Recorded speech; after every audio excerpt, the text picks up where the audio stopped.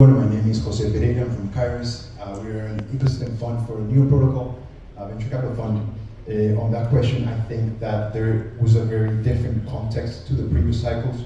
So I would challenge the idea that we will continue to see something similar in terms of 4-year cycles driven by Bitcoin halvings. So we were in an environment that was close to 0% interest rates, and now with that changing and having a lot more macro pressure, different events, it's going to be different and more difficult for a risk environment to come on. So the question will be, would you expect the same 4-year cycle to fit into the broader financial cycle that we're seeing now with a different macro? Last year has been driven mainly by whatever position the Fed takes. So imagine you have a betting market where you have the hawkish perspective, which is an aggressive control of inflation. You have a neutral, and then you would have a dovish, which is a more conservative approach to control inflation. The last year was driven by that. What was the expectation of the people versus what actually happened that drove prices? So I think that this market, the word would be uncertainty. What's going to happen going forward? There is uncertainty on regulation. Are the political, the government is going to take a more crypto-friendly approach. What's going to happen? The same thing between the United States, China. What would they do against Bitcoin, crypto as a whole? So I think it's a different one, and wouldn't try to map or portray similar 4-year cycles going forward. Any other thoughts about the technical analysis? Yeah. I think it's different from the previous ones. And we see a growth in the interdependency between the traditional finance and crypto finance and regulations around it. And this makes the cryptocurrency field stronger on the long term. I see for the next 5 to 10 years maybe an interdependency between those fields. And who knows, on the long term, crypto might even replace traditional finance. So I think there's one conversation that's around the decoupling of crypto of Bitcoin versus fitting there. But I think that overall, there's no better time to invest that right now, because different to previous market cycles, adoption is completely different now. I just want to add something on adoption. People have been fearing that they missed the trade, they missed the investment in crypto, but that's not the case. It is still really early. If you compare the adoption of crypto compared to the internet, we're at late 1990s. So there is a lot of room to grow, and there is still lots of time to be interested in this field.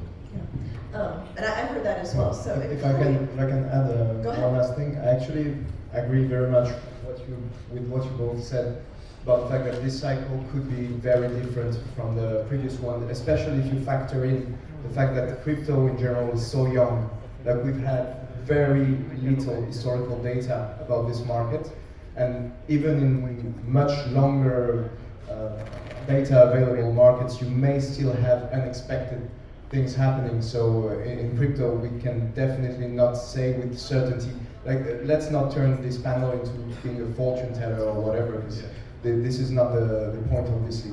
But if even markets like gold may have some events sometimes that are totally unexpected. Like, for example, when the Spanish brought back much gold from South America between the 15th and 17th century, it created massive inflation related to gold stocks being much more abundant than it was thought possible. Like, if this happens in a market that has 5,000 years of historical data or so, you can definitely think that what will happen in crypto, we are going to see some things that are unexpected today. We've already seen things unexpected last year, and trying to predict this is really risky. I guess that's the core of your business. For an exchange, I think for us it's really more like getting to build the products right now that will build the foundations for mass adoption to take place, because in the end, that's the only event that we are trying to make come forward in the first place. So how to drive this mass adoption? Definitely by building products and pushing forward projects that help each time, one step at a time, bringing, when you first interacted with crypto, probably most of you found it a bit strange, a bit hard to interact with, especially if you're not from the tech sector. Well, our job is really to bring these same products that all of you are using today to people who have absolutely no idea about it. And that's going to be our challenge. And Claudia, go ahead. Hello, good morning everybody. I'm happy also because this is the first blockchain conference in my country, in Romania, that I'm attending. I was attending many conferences, interviews, also with you, Jane, in New York, but I'm really happy to be here in Romania and to discuss about this. Well, first of all, we can't make predictions, and to be sincere, even if I'm thinking at my traditional investment, not one in the crypto market, at this moment you can make good predictions, and the market is quite unstable. In the same time, if we want to be very optimistic and to say that the crypto winter is end, I think it's not ended, but we saw that somehow, having the past experience, it is a cycle. We saw what happened with the blooming in 2017. We saw the really big crisis in 2018 with Bitcoin. We saw again blooming in 2021. We had the FTX scandal in 2022. We had the very recent the Silicon Valley incident. So there are a lot of unexpected things that are happening in the market, but also I think at this moment, also the knowledge about the crypto world is increasing. So yes, I think the mass adoption will help very much this. I'm a former regulator, I'm a former member of the European Parliament, so I think that also the support of the regulators, because the technology will, at this moment, it's evolving quicker than the way in which regulators are making the legislation. So it will be necessary for the regulator to be more flexible with supporting this market, not only in the interest of the market, but also in the rest of the users of the market and the investors. And also, like the last idea, I think it's a moment of consolidation, and also it's a crucial moment for the strong projects that are having an ecosystem, that are building products that are having real life utility, will succeed. This is my perspective, also speaking and representing not an exchange, not an investor, but a company that is integrating tourism with blockchain technology and is creating really ecosystem and products that are usable not only for the market and for the investor, but also for normal people, because you can book your flight tickets, for example, using Ariva Digital, the company that I represent, and paying with cryptocurrency and many other things that maybe I will have the opportunity to present later. But I think it's essential to build and to consolidate real products and real projects. And you brought up an interesting point about regulation, and I can tell you the US crypto companies want regulation, reasonable regulation. They feel like it legitimizes the industry. And is the crypto winter a good time, now that we've maybe cleared out some of the bad actors, a good time to introduce some reasonable regulation? And where do you see regulations in your countries? How about we start on the end and come down this way? Sure. In the European Union, we're waiting for MiCA, okay? Because it needs to be a uniform regulation all around Europe.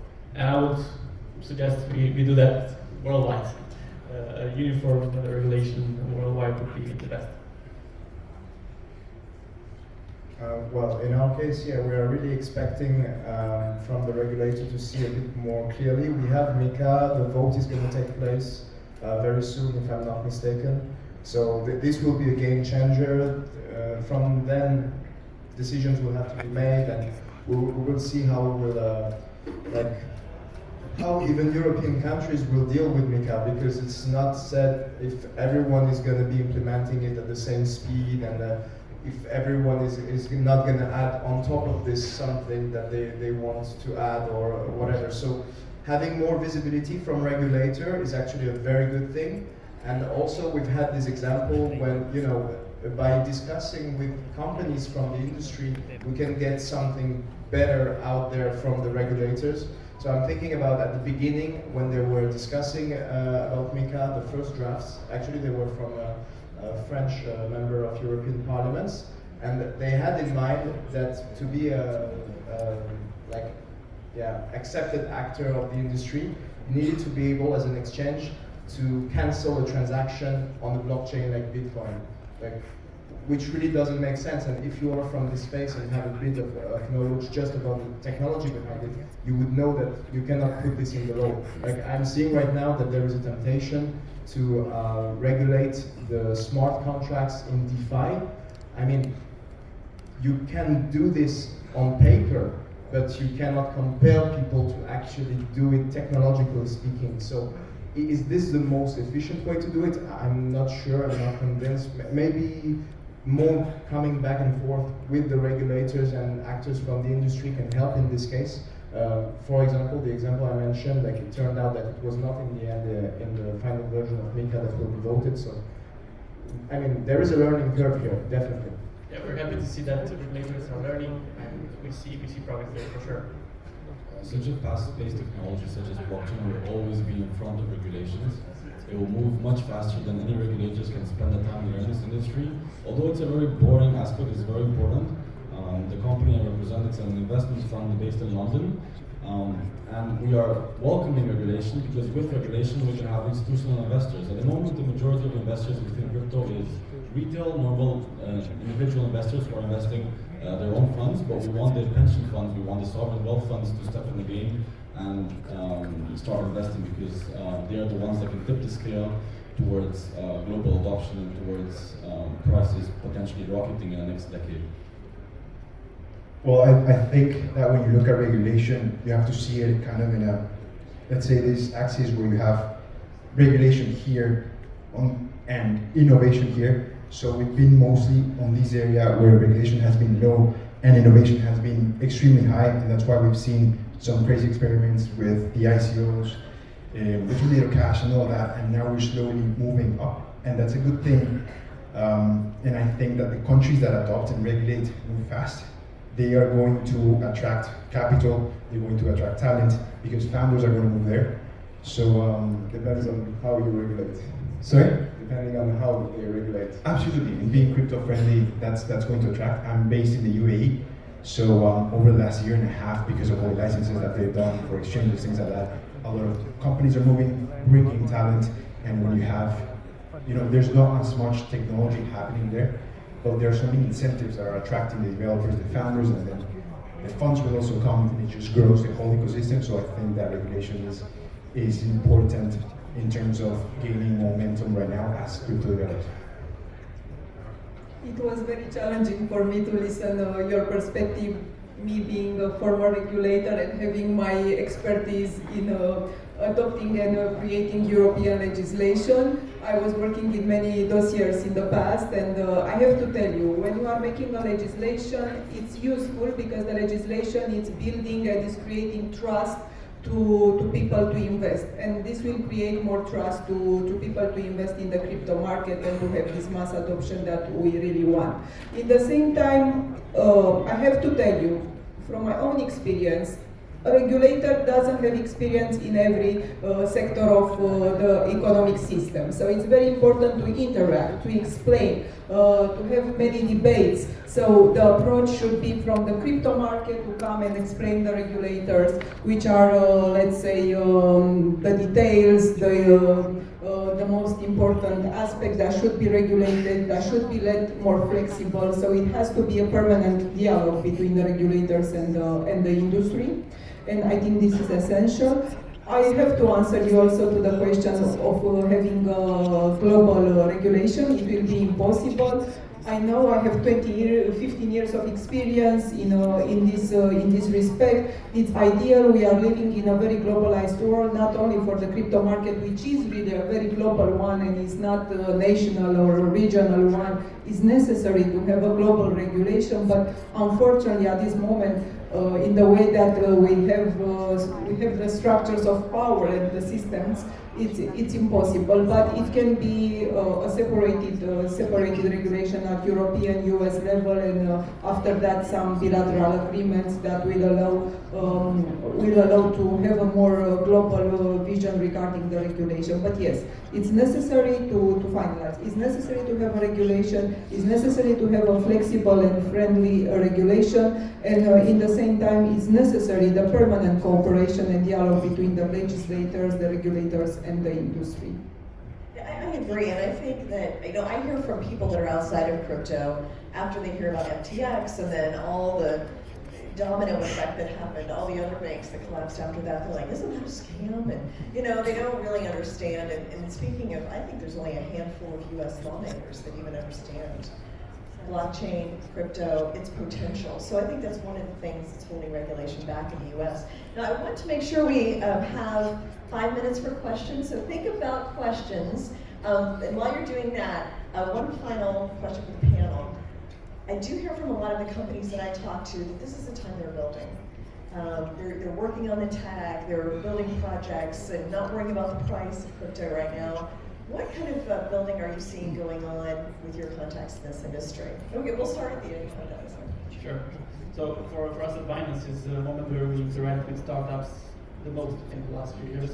So we're starting to build bigger ecosystems and trying to launch new learning initiatives with other startups, with governments as well. And it's a good moment to prepare mass adoption.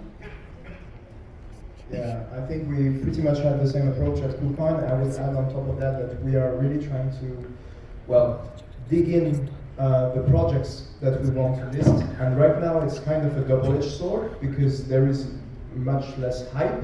So what this means is that we will look at your project with even more scrutiny because the teams are not under such time constraints as they can be during a bull market, for example.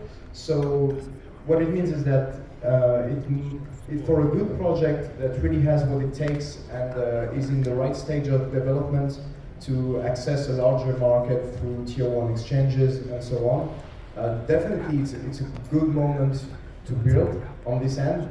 In the same way, if you're kind of a project that wants to get launched very quickly without going through all the process of building your community, building your active users, or all this, then it's definitely not the right time to go and speak to exchanges and so on. And it's going to be much more difficult than it would be during a bull market with its ongoing hype and narratives that keep on changing every couple of weeks.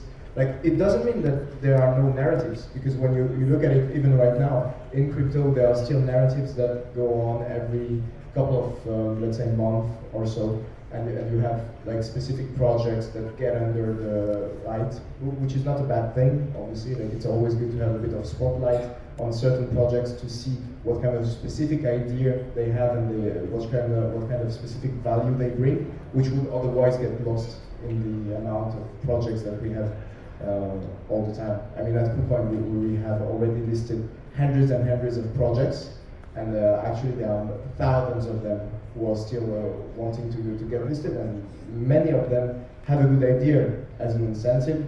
And yeah, now it's our job to dig in and see what we can put on the market for users.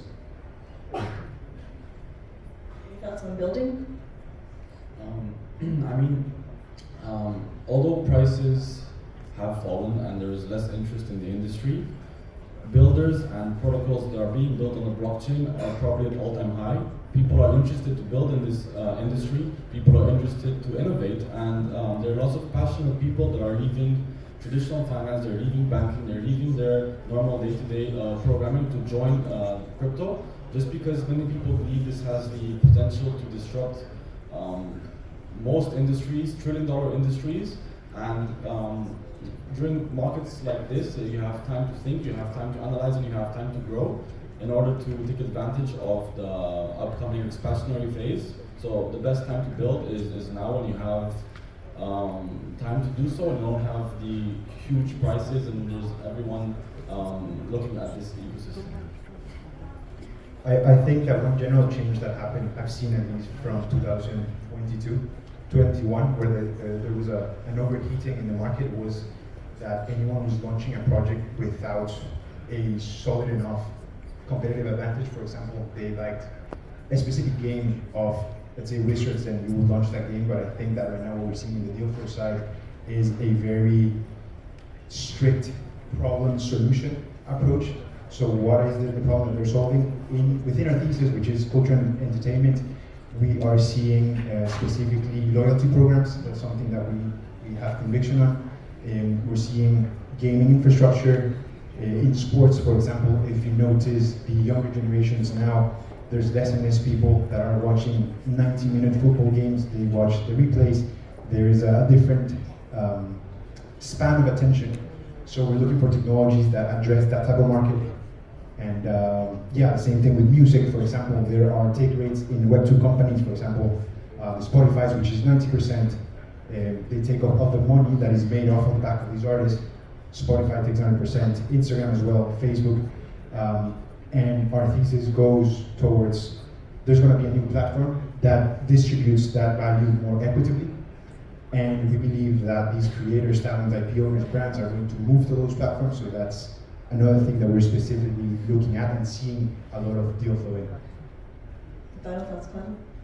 Yes, I think it's really the right moment to build for trustable companies and for solid projects. It's the moment to build a real ecosystem, to build real products. I represent a company that is doing this, Ariva Digital, as I mentioned. It's a company that is integrating tourism with blockchain and metaverse system. So we created a big ecosystem. We have in all this period we created our 3 pillars. Ariva World, which is a portal in which you can go and book your flight tickets, paying with cryptocurrencies, with many cryptocurrencies, because we have also Ariva Finance, which is our payment gateway, and very powerful and strong partnership with, I think, more than 40 exchanges. Also, you can download your this application Ariva World from your App Store and Play Store and start booking and paying with cryptocurrency. We have also Ariva Wonderland, which is integrating tourism with metaverse, so you can travel in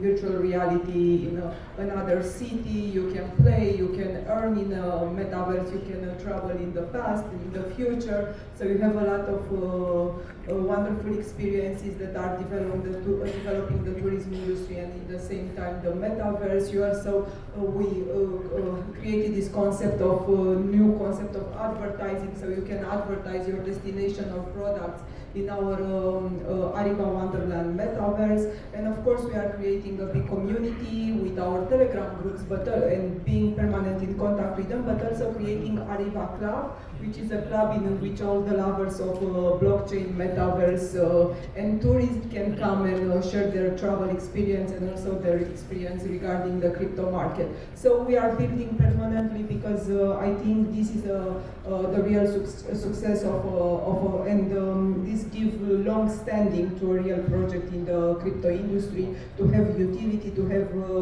a real life use case, and to be, as I mentioned before, a very strong ecosystem. Okay, thank you so much. And we actually ran out of time for questions, but will you make yourselves available if somebody has a question in the lobby? So great, so you can ask them, and I'll just remind you that some of the best companies in the world were built during lean times, so it doesn't mean it can't happen in this case. Thank you so much, panelists. Wonderful insight. Thank you, audience, and we'll back over. Well, thank you so much. Round of applause for joining all our panelists. If you want to make your way off the stage, that way, fantastic. That way. Put that way. That's fine. Right.